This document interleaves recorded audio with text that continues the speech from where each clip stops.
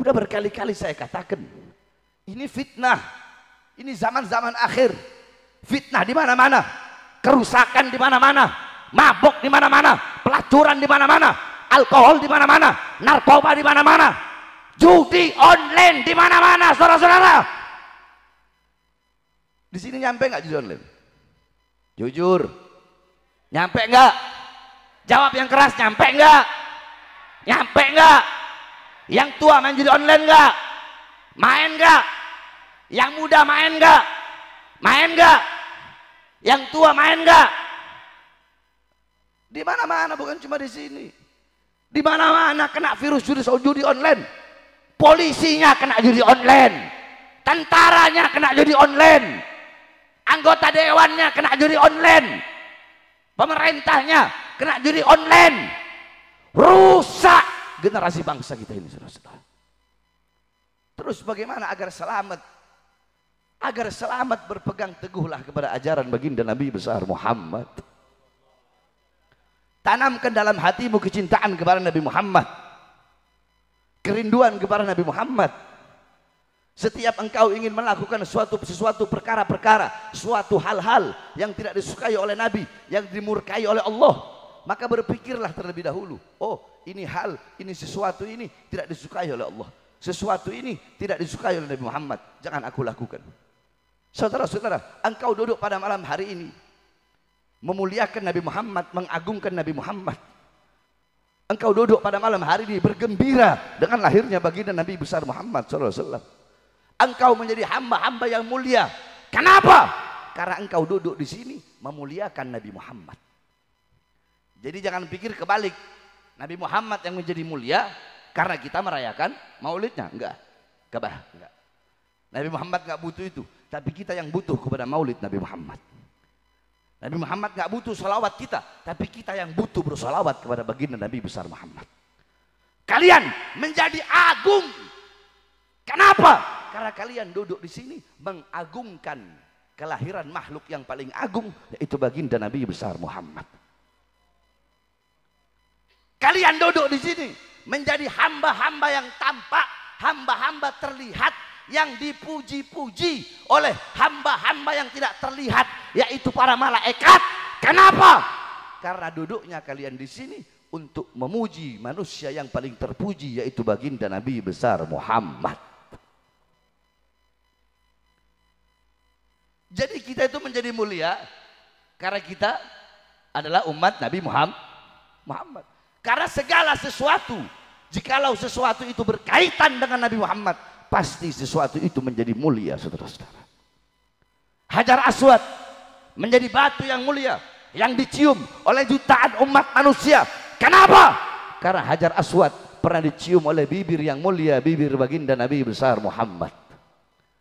Mekah menjadi kota yang mulia, kota yang agung, kota yang dimana setiap hari turun 120 rahmat.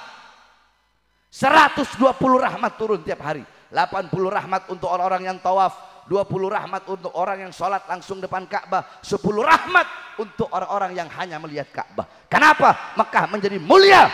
Mekah menjadi mulia karena adalah Mekah kota kelahiran baginda Nabi besar Muhammad. Madinah menjadi kota yang mulia. Kenapa? Karena Madinah adalah kota wafatnya dan kota dikuburkannya makhluk yang paling mulia, yaitu baginda Nabi besar Muhammad. Kalian menjadi umat yang paling mulia, umat yang paling agung. Kenapa? Karena kita adalah umat baginda Nabi besar Muhammad. Segala sesuatu yang berkaitan dengan Nabi Muhammad, pasti sesuatu itu menjadi mulia. Kalian duduk di sini memuliakan Nabi Muhammad, kalian menjadi mulia, kalian menjadi agung, kalian menjadi terpuji. Kenapa? Karena kalian duduk di sini untuk mengungkapkan kegembiraan kalian, rasa syukur kalian dengan kelahiran baginda Nabi besar Muhammad sallallahu alaihi wasallam, sehingga kalian menjadi mulia. Bahkan itu yang kalian duduki apa itu? Kalian duduk di mana? Karpet apa terpal? Ada yang karpet, ada yang terpal. Perhatikan, karpet yang kau duduki, terpal yang engkau duduki, di sisi Allah lebih mulia daripada kursi yang diduduki oleh seorang presiden, raja ataupun sultan, saudara-saudara.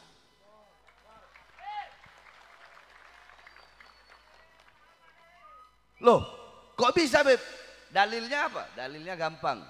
Bilang Sayyidina Umar bin Khattab radhiyallahu an, beliau berkata, "Innallaha lam yahluk fi wajhil ardi turaban afdal min majlisil ilm." Sesungguhnya Allah tidak pernah menciptakan di muka bumi sejengkal tanah pun yang lebih mulia selain daripada tanah yang digunakan untuk duduk di majelis-majelis ilmunya Allah Subhanahu wa taala. Jadi segala sesuatu yang berkaitan dengan Nabi itu menjadi mulia. Saya kasih contoh, aing kasih contoh, kasih AKB ya. Ada satu syair bunyinya begini. Alam taro jildal haqira mugabbalan bithagafi lamma ansara jildal mushafi. Tidak pernahkah kalian lihat, tidak pernahkah kalian tahu kulit yang tidak berharga, kulit yang tidak bernilai, kulit itu dicium oleh bibir-bibir ketika kulit itu menjadi sampul daripada ayat suci Al-Quran. Saya kasih contoh, saya potong kambing, otomatis saya ambil kulitnya, saya jemur, kasih kering, baru udah selesai jadi, ini kulitnya, saya belah dua, ini kulit kambing tadi, ini kulit kambing saya belah dua. Ini kulitnya sama nggak? Jawab, sama nggak? Sama nggak? Dari kambing yang sama nggak? Sama. Kulitnya sama berarti ya. Kulit yang satu ini saya bikin dompet. Ketika saya bikin dompet, apakah menyentuhnya harus punya wudhu? Saya taruh di bawah boleh? Saya lempar. Saya taruh tong sampah, saya buang pinggir jalan, saya bakar, boleh. Kulit yang satu saya bikin sampul ayat suci Al-Quran, boleh menyentuhnya nggak pakai wudhu? Berarti menyentuhnya harus dalam keadaan boleh saya lempar, boleh saya taruh bawah, harus ditaruh di tempat yang tinggi, megangnya harus pakai akhlak, harus pakai ada pakai sopan sama nggak kulitnya, sama nggak kambingnya? Tapi kenapa cara perlakuannya berbeda? Karena yang ini bercampur dengan sesuatu yang mulia. Apa itu? Ayat-ayat Al-Quran. Sehingga kulit yang tidak bernilai, yang awalnya tidak berharga, kulit ini menjadi mulia, bahkan dicium oleh bibir-bibir manusia karena dia menyatu dengan sesuatu yang mulia. Apa itu? Ayat Al-Quran. Nah, kita ini diibaratkan kulit. Ayat Qurannya itu Nabi Muhammad. Jadi kita menjadi mulia karena kita adalah umat baginda Nabi besar Muhammad. Paham? Nah, ini lagi ngaji nih. Jangan takbir-takbiran dulu, bentar dulu. Tenang aja. Paham? Baik. Itu istiqomah. Ini anak belum mulai nih. Anak masih bahas istiqomah. Ya kan? Bener gak? Apa udah mulai? Belum ya? Baru bahas istiqomah kan? Jangan. Anak ada acara di Purwakarta soalnya. Ya, baru bahas wasiat istiqomah buat Ustadz Raden Syair Langit. Biar istiqomah dalam ketaatan, kepatuhan. Sampaikan yang benar itu benar, yang salah itu salah. Di sini juga semuanya ya, para pemuda-pemudi siap istiqomah, siap istiqomah, siap istiqomah. Baik, sedikit saya bahas dalil tentang maulid. Karena kalau mau saya bahas panjang lebar dalil maulid Nabi ini, waduh, 1 tahun nggak habis-habis kita. Ya, saya akan persingkat-singkat saja. Saudara-saudara, di dalam Al-Quran Allah Subhanahu wa Ta'ala berfirman, semua ikuti saya. Bismillahirrahmanirrahim. Ayo santri kurang keras. Bismillahirrahmanirrahim. Kul bifadlillah wa birahmatih fabidzalika falyafrahu.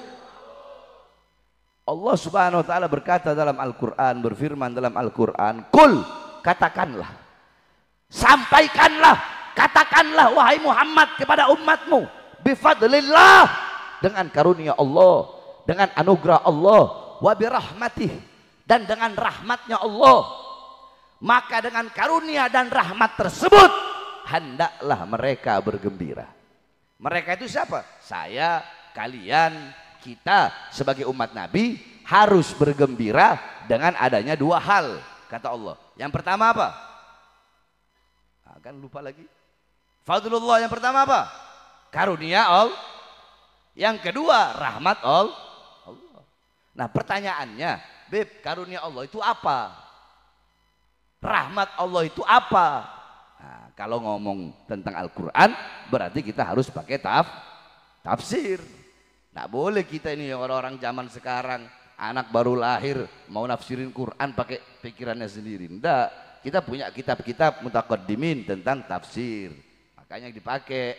Ada tafsir yang birra'yi, ada tafsir tafsir bil ma'thur, ya, metode-metode tafsirnya, ada tafsir bidirayah, ya. Jangan bukan ahli tafsir mau ngomongin tafsir. Saya bukan ahli tafsir, tapi saya hanya mengutip, menukil apa-apa yang ada di dalam kitab tafsir tentang apa itu fadlullah dan apa itu rahmat Allah, agar kalian tahu, agar kalian faham, agar tidak gagal faham.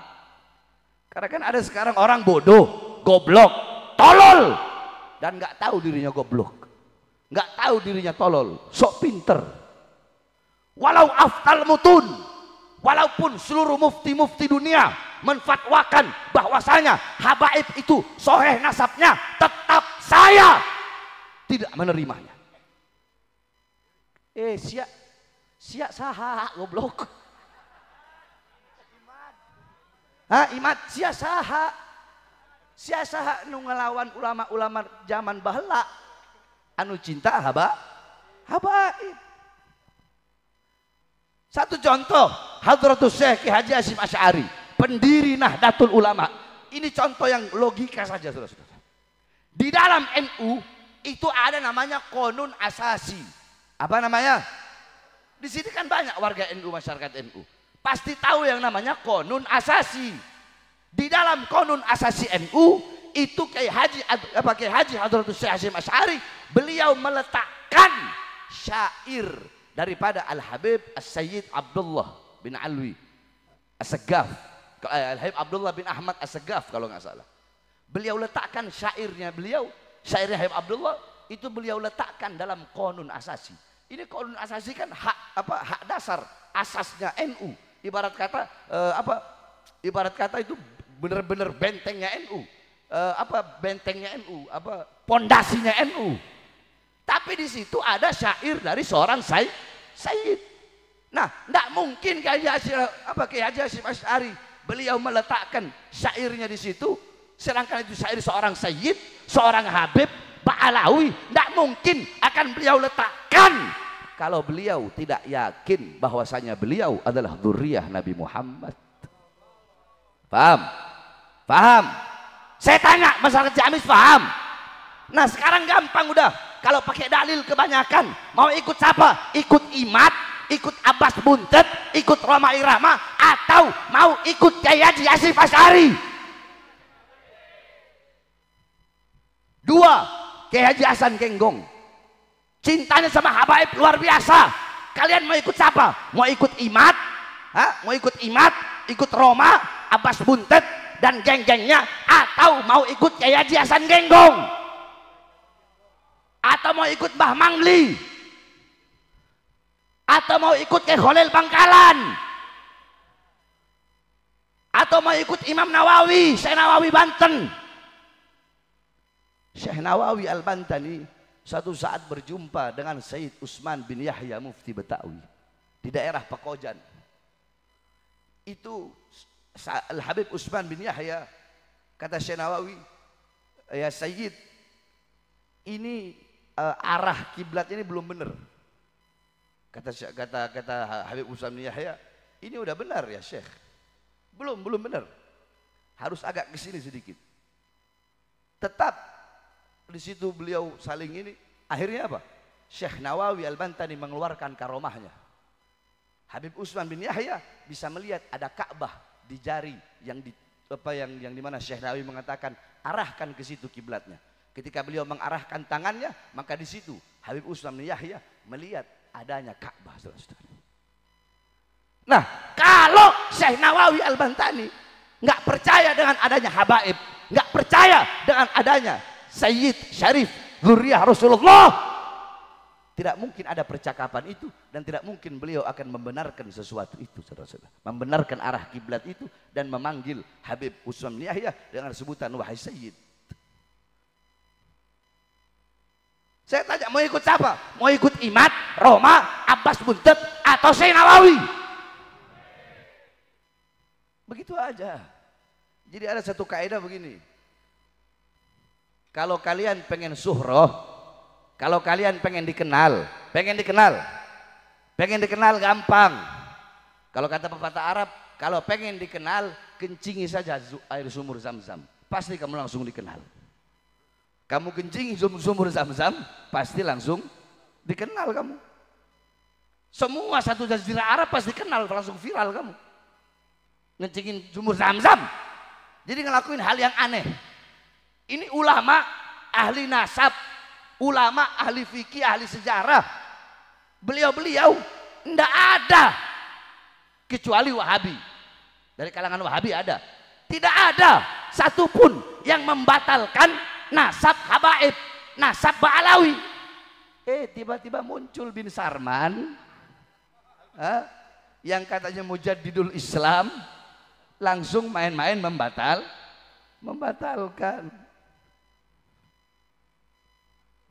Makanya jangan sampai ini kan perkara memecah belah, betul.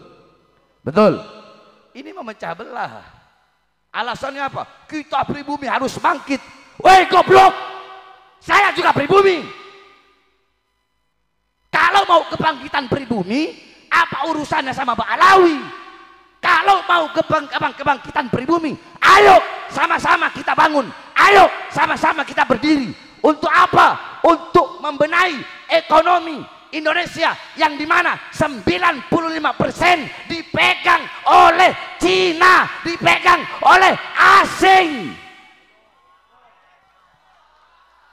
Kalau memang mau tujuannya kebangkitan pribumi, nah tujuan kebangkitan pribumi yang dihantam habaib, apa urusannya? Emang ada habaib yang nyolong uang negara? Hah? Pernah dengar habaib nyolong uang negara? Habaib maling rakyat, habaib jadi koruptor. Yang jadi penyanyi ada Ahmad Albar, yang jadi artis, yang jadi apa kalau suka nanya-nanya itu di TV, Najwa Shihab, ada ya, ada. Jadi kalau mau kebangkitan pribumi tetapi yang dihantam habaib, maka tidak lain tidak mungkin ini kami melihat adanya hal seperti ini, bahwasanya dakwah ceramah dijadikan ladang untuk ajang mencari makan, saudara-saudara. Kenapa? Karena tidak bisa dipungkiri, mereka melihat habaib di mana-mana, di acara-acara maulid full habaib penceramah, habaib. Memang benar, ada habaib yang nggak benar, nggak semua habaib itu benar. Ada habaib yang bangsat, ada habib yang bejat, ada habib yang narkoba, ada habib yang biadab, ada saudara-saudara, bukan enggak, kita nak menafikan itu. Tapi kalau sampai Roma Irama ngomong doktrinnya habaib, nggak apa-apa habib narkoba, nggak apa-apa habib judi, nggak apa-apa habib zina, pasti masuk surga. Tidak ada doktrin seperti itu. Doktrin seperti itu tidak ada. Siapapun, Al-Imam Ali Zainal Abidin, suatu waktu beliau menangis. Muridnya bertanya, ya Imam, mahadal baka, tangisan apa ini? Apa jawab beliau? Muridnya berkata, mahadal baka, tangisan apa ini? Anta min ahli baitir Rasul, engkau bagian daripada keluarga Rasul, engkau cucu Rasul. Bukankah dalam Al-Quran Allah berfirman, innama yuridullah liyudhiba ankumur rijsa ahlal bait wa yutahhirukum tathira wa anta min ahli baitir Rasul. Allah sampaikan dalam Al-Quran, sesungguhnya Allah ingin mensucikan dengan sesuci-sucinya diri kalian, wahai ahlul bait, dan engkau bagian daripada ahlul bait. Terus apa yang masih kau tangisi? Apa yang masih kau risaukan? Apa jawab beliau? Wailak, celaka engkau berkata seperti itu. Innallaha khalaqal jannah liman ata'ahu walau kana abidan habasyian wa khalaqallahu nar liman asa'ahu walau kana malikan qurasyian. Allah menciptakan sorga bagi siapapun hamba-hamba yang taat kepadanya, tidak peduli garis keturunannya. Kalau dia taat kepada Allah, patuh kepada Allah, maka sorga tempatnya. Dan Allah menciptakan neraka, kata Imam Ali Zainal Abidin, Allah menciptakan neraka liman asa'ahu, bagi siapapun yang berbuat maksiat dan berbuat dosa kepadanya. Nggak peduli apapun garis keturunannya, nggak peduli siapapun kakeknya, datuknya. Kalau dia berbuat dosa, dia berbuat maksiat, tempatnya adalah neraka. Jadi jangan bikin-bikin, udah tua, bau tanah, udah banyak-banyak istighfar, minta ampun sama Allah. Nah, mereka lihat di mana-mana habaib, di mana-mana habaib, di mana-mana habaib, padahal tidak ada. Apa yang bisa kami banggakan? Apa yang mau kami banggakan, saudara-saudara? Ketika kalian berbuat dosa dapat pahala satu, kami dapat pahala. Ketika kalian berbuat dosa kalian berbuat dosa, dosanya satu, kami berbuat dosa, dosa kami dua, saudara-saudara. Tanggung jawab yang berat. Andaikan anak diberi pilihan, mau lahir jadi seorang sayyid, seorang habib, atau jadi orang biasa, anak akan pilih lahir jadi orang biasa, saudara-saudara. Jangankan kita orang, Sayyidina Umar bin Khattab saja berkata apa? Andaikan aku adalah kayu itu, yang dimana kayu itu nanti dia mati, dia kering, retak, dia jatuh ke tanah. Nggak ada hisab bagi dia, nggak ada azab kubur, nggak ada siksa kubur, nggak ada padang mahsyar, nggak ada hari kebangkitan. Coba andaikan aku hanyalah sepotong kayu. Apa yang harus kita banggakan? Nah, oleh karenanya hadirin sekalian yang dimuliakan oleh Allah Subhanahu wa taala, hal-hal seperti ini harus kita jaga, harus kita jaga. Jangan pecah belah antara habaib dengan kia. Jangan pecah belah umat, jangan bikin bingung umat. Makanya saya mau tanya, masyarakat Ciamis ada yang kena virusnya? Oh, kalau diam aja berarti ada ini. Masyarakat Ciamis ada yang kena virusnya? Kena virusnya enggak? Kena virus pegal nasab enggak? Benar, benar. Kalau kena juga nggak apa-apa. Kena juga nggak apa-apa kok. Yang mau percaya Habib silahkan, yang enggak juga silah. Kalian percaya Habib, Habibnya enggak untung. Enggak percaya, Habibnya juga enggak rugi, saudara-saudara. Sebenarnya saya malas mau ngomong masalah nasab ini. Cuma kadang suka nyambung-nyambung gitu. Dari istiqomah nyambung ke sini, dari maulid tadi mau bahas nyambung ke sini. Karena saya kalau ceramah itu kadang begitu, suka nyambung tak nyantar nyambung ke sana, antar nyambung ke sana, antar nyambung ke sana. Ya, paham? Loh, terus Habib, kenapa tadi Habib bilang goblok? Lah ya, rojulun itu arba. Laki-laki itu ada 4. Yang keempat ini adalah rojulun la yadri wa la yadri annahu la yadri. Laki-laki yang tidak tahu dan tidak tahu kalau dirinya tidak tahu, enggak tahu dan enggak sadar kalau dirinya enggak tahu. Kalau orang enggak tahu, orang bodoh, goblok, tolol, enggak sadar dirinya tolol, enggak sadar dirinya goblok, maka bagaimana dia akan berusaha menghilangkan kegoblokannya, ketololannya, kalau dia sendiri enggak sadar dia tolol, saudara-saudara. Berarti goblok sok namanya goblok sok lau aftal mutun, dia nggak dengar lagi nasihat, udah ketutup hatinya. Kenapa? Itu diawali karena hasud. Karena apa? Hasud, dengki. Makanya bahaya sifat hasud itu. Itu orang kalau ada punya hasud, keluarin itu dari hati itu. Bahaya penyakit hasud itu. Penyakit hasud bahaya. Saudara-saudara, inna awwala ma'siyatin fis sama al hasad wa awwala maksiatin fil arad al hasad. Pertama kali maksiat di langit itu adalah hasud. Hasudnya siapa? Hasudnya iblis kepada Nabi Adam. Pertama kali maksiat di bumi itu pun dari hasud. Hasudnya siapa? Hasudnya Qabil kepada Habil. Bahkan sampai-sampai ada satu cerita, saya ceritakan kepada kalian. Satu waktu iblis datang kepada Fir'aun. Iblis bilang, hai Fir'aun, sebejat-bejatnya saya nggak pernah ngaku Tuhan. Benar nggak? Benar nggak kata iblis? Kata Fir'aun, iya ya, saya ngaku Tuhan. Kamu makhluk yang paling dilaknat. Kira-kira ada nggak yang lebih bejat dari kita berdua? Yang lebih bangsat dari kita berdua? Kata Fir'aun sama lagi ngobrol ini CS ini. Ada nggak yang lebih bejat? Ada nggak yang lebih bangsat? Kata iblis, oh ada. Lebih bejat, lebih bangsat dari kita. Jadi kata iblis, saya ini punya tim sukses. Tim sukses untuk menyesatkan manusia ke dalam perbuatan dosa.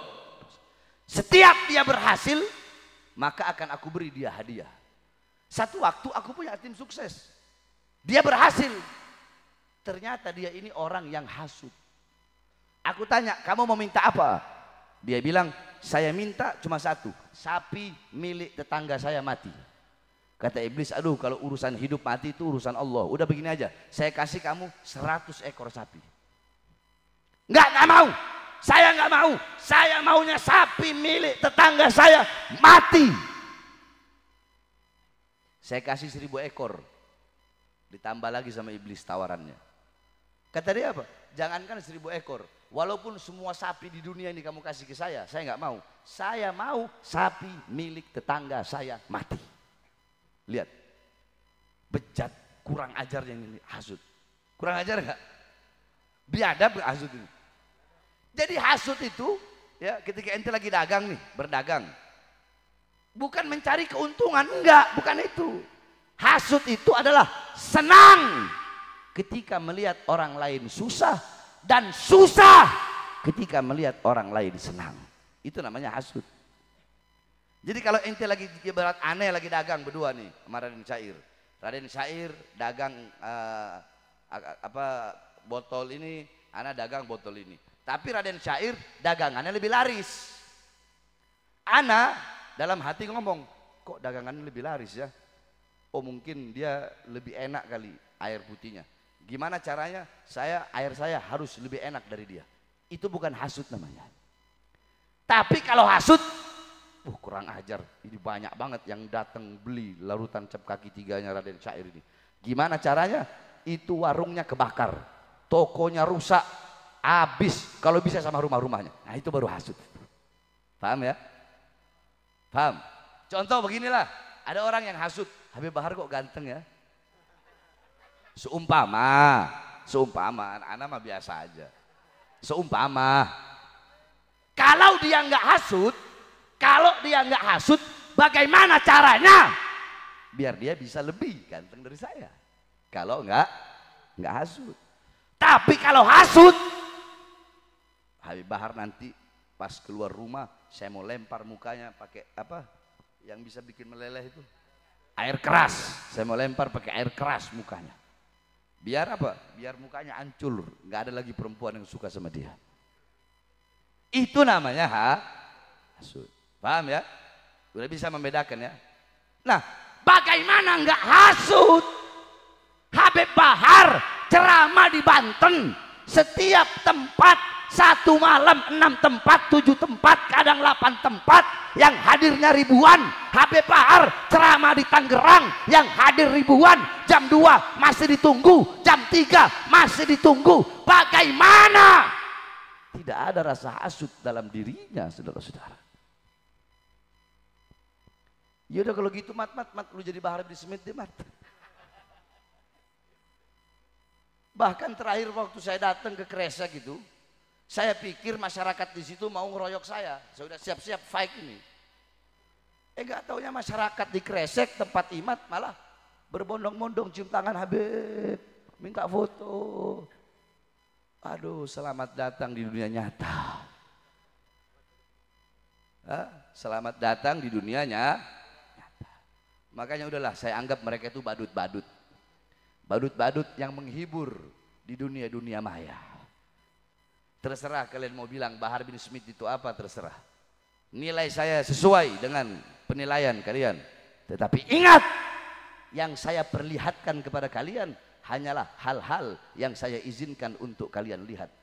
Adapun yang belum saya izinkan untuk kalian lihat, masih banyak yang belum saya izinkan untuk kalian lihat. Makanya saudara-saudara, saya udah nggak mau lagi bahas nasab. Sebab kenapa?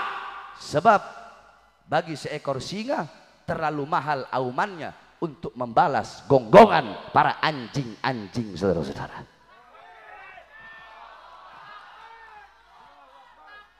Tidak perlu saya perjelas siapa singanya, siapa anjingnya. Paham ya?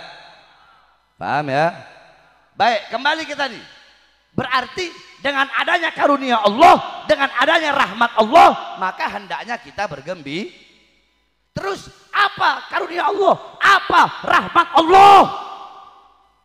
Dalam kitab tafsir Jami'ul Bayan dari Imam Ibnu Jarir At-Tabari, tafsir Ma'alimut Tanzil Al-Imam Baghawi, itu tafsir bil Ma'thur.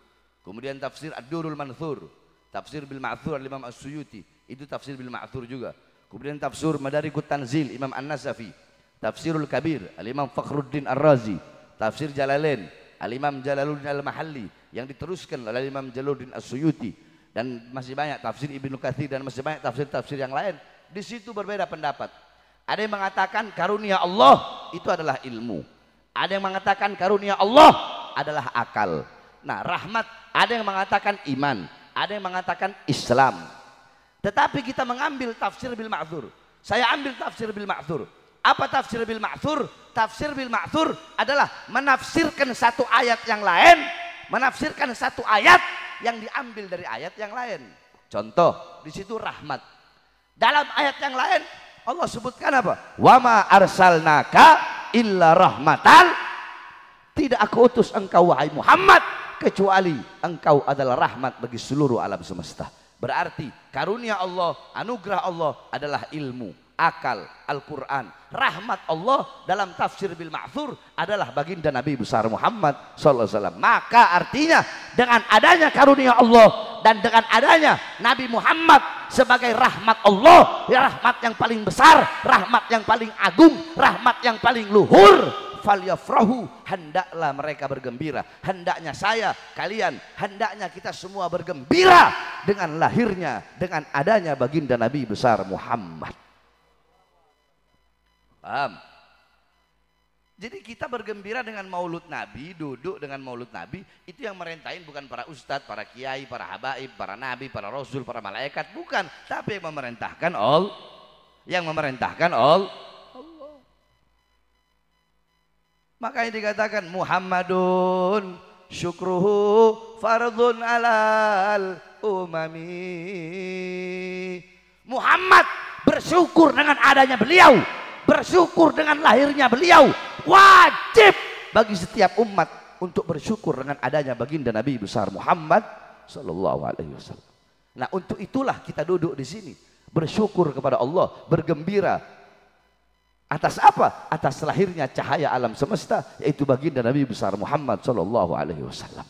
Oleh karenanya saudara-saudara, saya wasiatkan kepada engkau semua, intisari daripada perayaan Maulid itu adalah kalian nanti pulang dari ini majelis, pulang dari ini acara Maulid, kalian pulang dari sini, jadikan Nabi Muhammad sebagai uswah, qudwah, teladan, pedoman kalian dalam kehidupan kalian sehari-hari.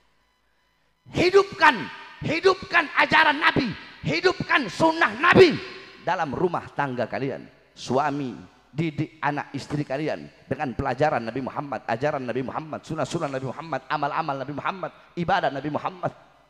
Kalian para tokoh-tokoh masyarakat, didik masyarakat kalian untuk mengenal Nabi Muhammad, didik mereka dengan Al-Quran, ajarkan mereka ilmu Nabi, amalnya Nabi, waroknya Nabi, akhlaknya Nabi, adabnya Nabi. Hidupkan rakyatmu, masyarakatmu, kampungmu dengan pelajaran Nabi Muhammad, dengan sunnah Nabi Muhammad. Jadikan rumah tanggamu rumah tangganya Nabi, jadikan masyarakatmu masyarakatnya Nabi, kampungmu kampung Nabi Muhammad. Itu intinya pulang dari sini. Jangan cuma sekedar duduk, ngumpul, masuk kuping kanan, keluar kuping kiri, tapi tidak melaksanakan, tidak mentadbik, mempraktekkan apa-apa yang telah disampaikan. Pulang dari sini, pelajari lagi siapa itu Rasulullah, bagaimana pengorbanannya. Setiap hari, setiap detik, setiap saat, tambahkan dalam hati kita mahabbah, kecintaan kepada Rasulullah. Jangan jauh dari ulama, jangan jauh dari para ustadz, jangan jauh dari para kiai. Karena para ustadz, para kiai, para guru-guru, beliau-beliau adalah pewaris keilmuan Nabi Muhammad. Al ulama umana'ur rasul. Ulama itu pemegang amanahnya Rasul. Al ulama warasatul anbiya. Ulama itu pewarisnya para nabi. Jangan jauh dari para ulama, para ustadz, para guru, para ajengan, para kiai, para mama. Jangan jauh dari beliau-beliau, karena beliau-beliau pewaris keilmuan Nabi.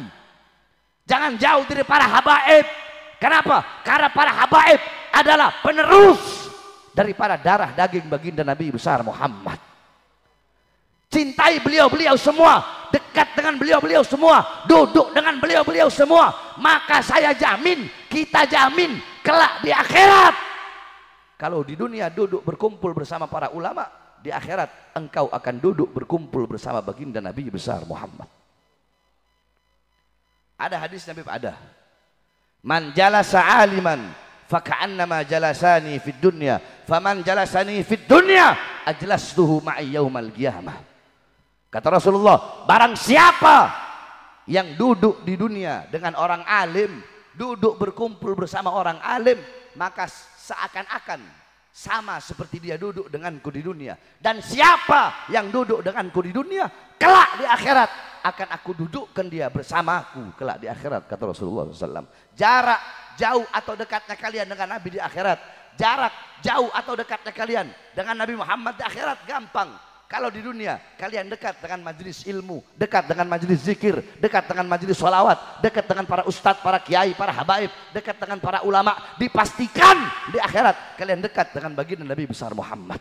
Tapi kalau di dunia jauh dari ulama, jauh dari habaib, jauh dari kiai, jauh dari para ustadz, jauh dari orang soleh, jauh dari majelis ilmu, jauh dari majelis ta'lim, jauh dari musholla, jauh dari masjid, maka dipastikan di akhirat engkau pun akan jauh daripada baginda Nabi besar Muhammad sallallahu alaihi wasallam. Falya'udzubillah, mudah-mudahan itu tidak terjadi kepada kita. Mudah-mudahan Allah halalkan kedua mata kita di akhirat memandang wajah indah baginda Nabi besar Muhammad sallallahu alaihi wasallam. Nah, saudara-saudara, kalian pulang dari sini bawa satu hadisnya Rasulullah sallallahu alaihi wasallam.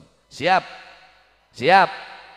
Pulang dari sini saya mau kasih satu hadisnya Nabi Muhammad, yang dimana ini merupakan sifat paling terpenting daripada baginda Nabi besar Muhammad. Nabi Muhammad diberi gelar Al-Amin, yang dapat dipercaya, yang jujur dalam ucapannya, jujur dalam perbuatannya, jujur dalam segala hal. Beliau diberi gelar Al-Amin, telah terpercaya dari sejak kecil sampai beranjak dewasa, sampai muda, sampai beliau menjadi nabi, menjadi rasul, sampai beliau wafat, terkenal seorang manusia yang terkenal tidak pernah berdusta, tidak pernah berbohong, selalu jujur. Maka sifat inilah yang nanti kau pulang bawa kepada engkau punya rumah tanggamu, masyarakatmu, kampungmu, majelismu, dan ini berlaku bagi semuanya, saudara-saudara. Semuanya yang keras ikuti kata-kata saya. Baca ini hadis. Bismillahirrahmanirrahim. Kurang keras. Bismillahirrahmanirrahim. Alaikum. Alaikum. Kurang keras saya dengar. Alaikum. Bisidki. Alaikum. Bisidki. Alaikum bisidki. Fa inna sidqa yahdi ilal birri wa innal birra yahdi ilal jannah. Alaikum bisidqi fa inna sidqa yahdi ilal birri fa innal birra yahdi ilal jannah. Rasulullah sallallahu alaihi wasallam bersabda, hendaknya kalian berlaku jujur dalam ucapan, dalam perbuatan, karena kejujuran bisa membawa kalian kepada kebaikan, sedangkan kebaikan membawa kalian kepada surganya Allah. Jadi Nabi Muhammad mengajarkan kepada kita, bahkan memerintahkan kepada kita untuk jujur. Rasulullah suruh jujur engkau. Jujur itu baik dalam perbuatan, baik bukan hanya ucapan saja, bukan hanya ngomong harus jujur, enggak. Berbuat pun harus jujur. Siapapun itu saudara-saudara. Beribadah kepada Allah pun harus jujur. Taatnya harus jujur, patuhnya harus jujur, takwanya juga harus jujur. Ini enggak. Kita orang sekarang bertakwa sama Allah kalau lagi rame gini, ngumpul acara maulid atau acara pengajian, baru bertakwa sama Allah. Kalau udah dalam keadaan sendiri, udah hilang takwanya, mulai berbuat dosa, berbuat maksiat kepada Allah. Berarti ini orang yang tidak jujur dalam beribadah kepada Allah, tidak jujur bagi dirinya sendiri, tidak jujur dalam perbuatannya, dalam beribadah kepada Allah Subhanahu wa Ta'ala. Jadi hendaklah kalian jujur.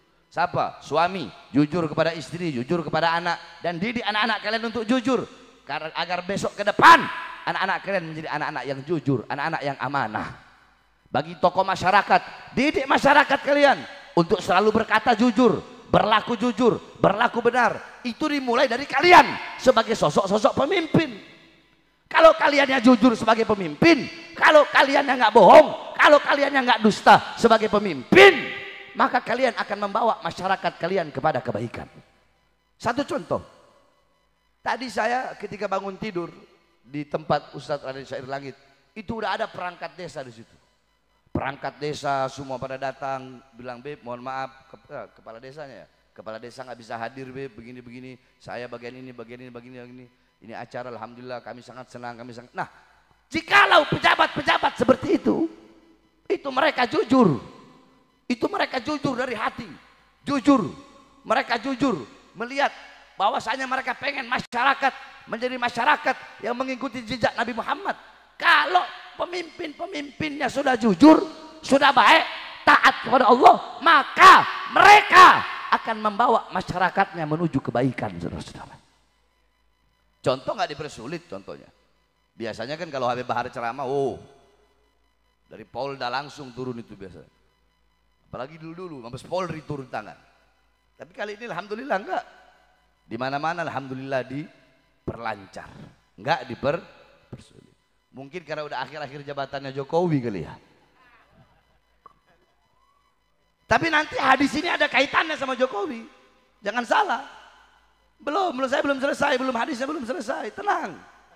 Ada kaitannya. Ada kaitan. Berarti apa tadi? Coba baca lagi hadis yang tadi. Nanti saya terusin.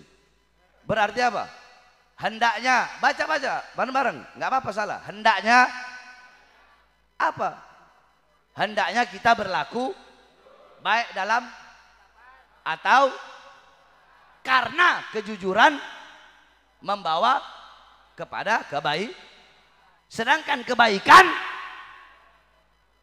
membawa kepada surga. Jadi biar kalian pulang dari sini nggak sia-sia bawa hadis itu saya maksud. Selanjutnya baca bareng-bareng. Wa iyyakum wal kadhib, wa iyyakum wal kadhib, fa innal kadhiba yahdi ilal fujur, wa innal fujur yahdi ilan nar. Dan janganlah kalian berlaku bohong, dusta, curang, tidak jujur, tidak adil. Karena itu semua akan membawa kepada kehancuran, sedangkan kerusakan membawa kalian kepada neraka. Itu mafhum mukhalafahnya. Kalau kalian jujur membawa kepada kebaikan membawa kepada surga. Sebaliknya, kalau kalian bohong, kalian dusta, maka itu membawa kalian kepada kerusakan, kehancuran. Kerusakan, kehancuran membawa kalian kepada neraka. Nah, wasiat ini Rasulullah wanti-wanti kepada kita. Hendaknya berlaku jujur.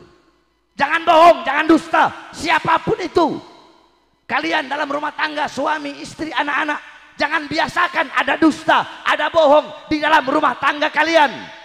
Kalian sesama tetangga, jangan biasakan berkata-berkata atau mengarang-arang cerita dusta di antara kalian. Kalian sesama masyarakat harus saling berkata jujur, sampaikan yang jujur. Jangan ada yang kalian tutup-tutupi, jangan ada yang kalian bohong-bohongi. Jangan pernah berbohong.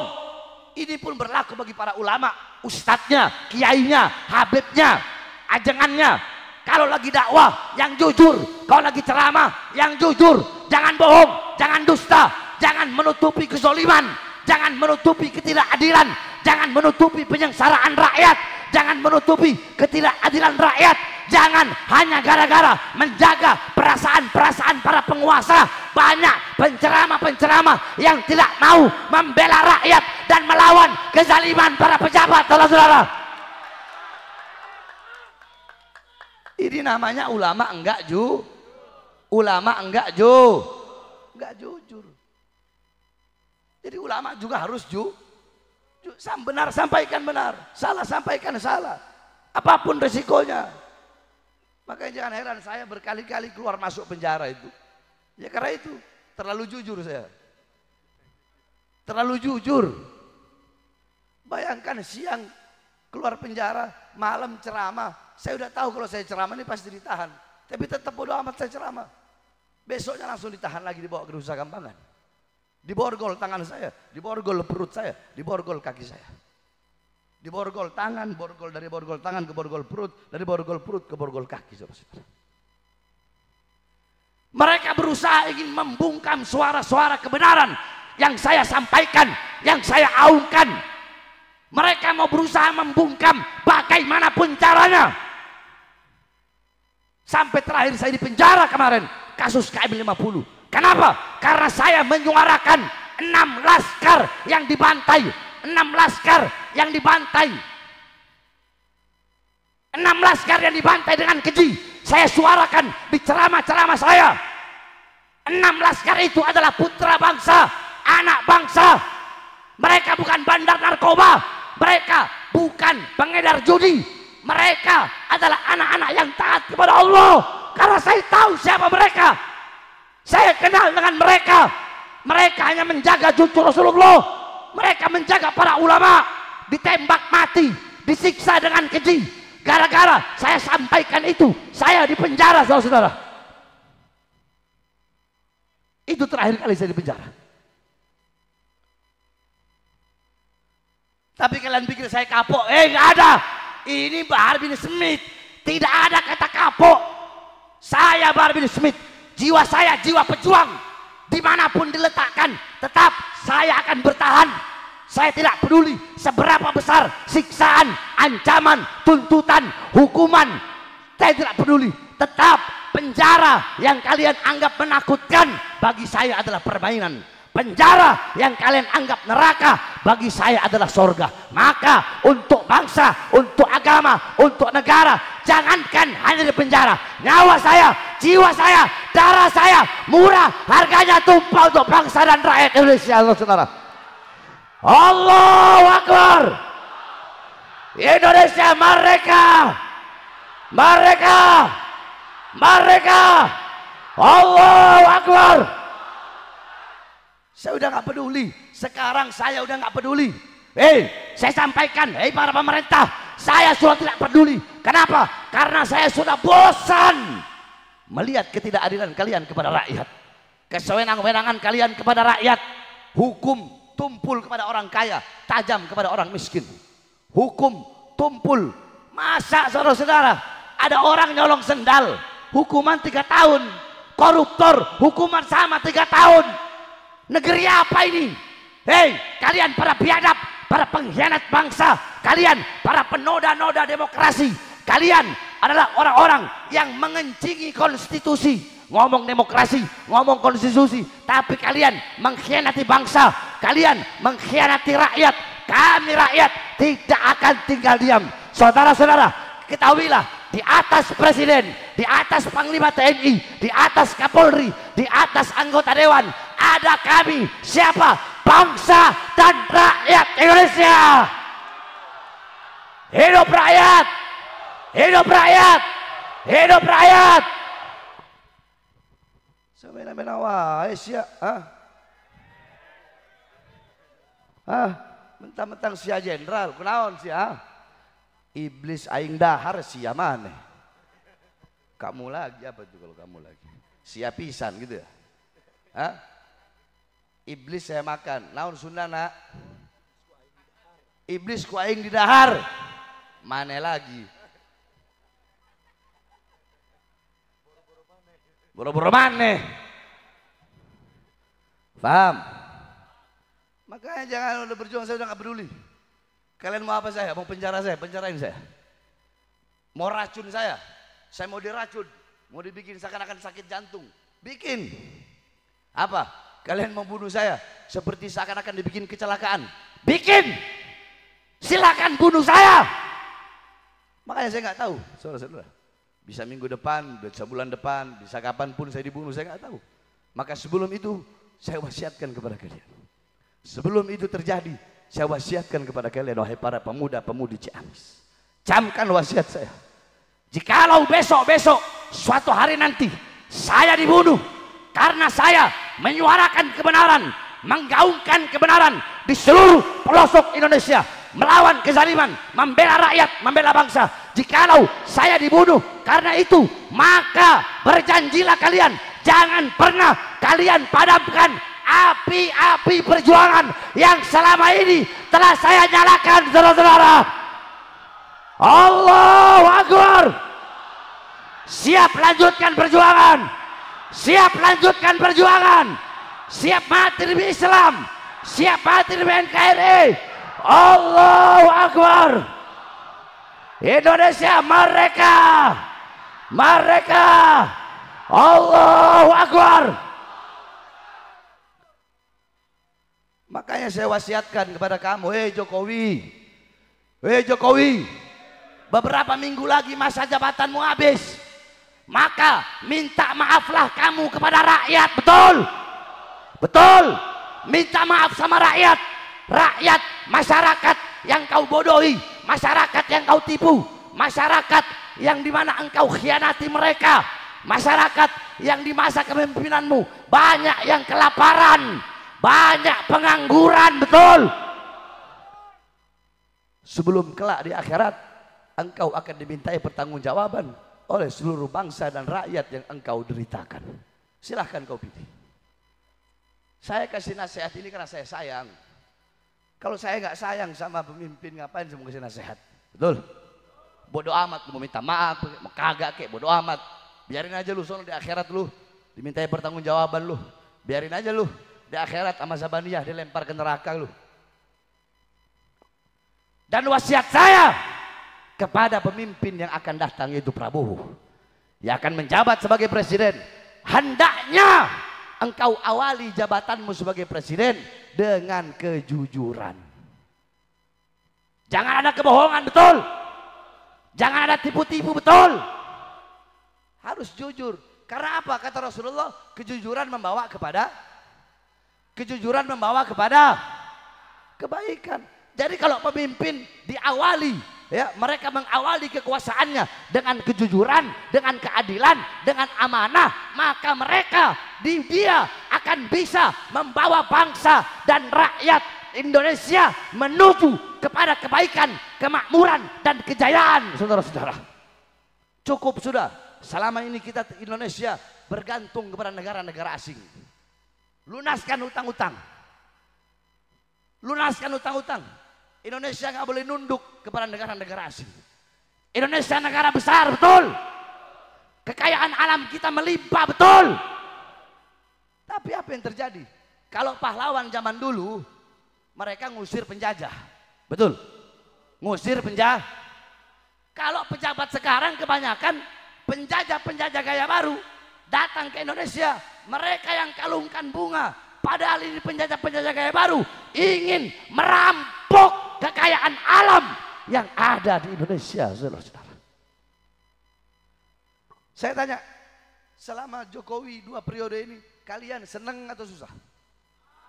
Yang keras, jangan bohong. Kalau seneng bilang seneng.